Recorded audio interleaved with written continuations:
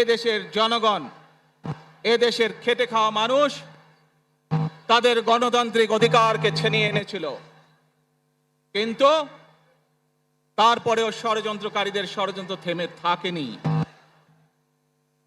আমরা তারপর দেখেছি 2024 সালে, 71 সালে এই দেশের মানুষ যেমন স্বাধীনতা অর্জন করেছিল, 2024 সালে এদেশের ছাত্র জনতা সহ সর্বস্তরের মানুষ, কৃষক, শ্রমিক, গৃহবধূ, নারী, পুরুষ, মাদ্রাসার ছাত্র সহ দলমত নির্বিশেষে, শ্রেণী পেশা নির্বিশেষে সকল মানুষ সেদিন 2024 সালের 5ই আগস্ট এই দেশের স্বাধীনতা এবং সার্বভৌমত্বকে রক্ষা করেছিল।